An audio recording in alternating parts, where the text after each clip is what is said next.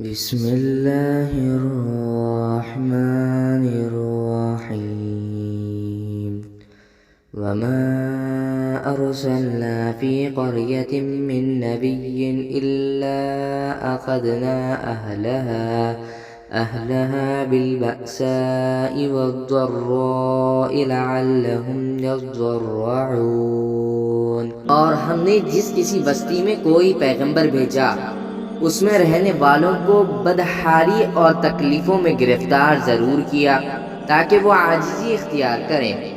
ثم بدلنا مكان السيئة الحسنة حتى عفوا وقالوا قد مس آباءنا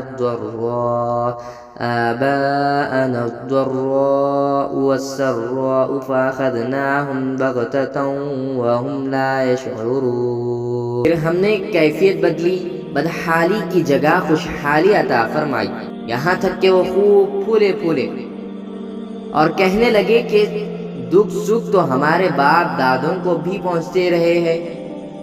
پھر ہم نے انہیں اچانک اس طرح پکڑ لیا کہ انہیں پہلے سے پتہ بھی نہیں چل سکا۔ وَلَوْ أَنَّ أَهْلَ الْقُرَىٰ آمَنُوا وَاتَّقَوْا لَفَتَحْنَا عَلَيْهِمْ بَرَكَاتٍ مِّنَ السَّمَاءِ وَالْأَرْضِ وَلَكِن كَذَّبُوا فَأَخَذْنَاهُمْ بِمَا كَانُوا يَكْسِبُونَ۔ اور اگر یہ بستیوں والے ایمان لے آتے اور تقوی اختیار کر لیتے تو ہم ان پر آسمان اور زمین دونوں طرف سے برکتوں کے دروازے کھول دیتے، لیکن انہوں نے حق کو جھٹلایا، اس لیے ان کی مسلسل بدعملی کی پاداش میں ہم نے ان کو اپنی پکڑ میں لے لیا۔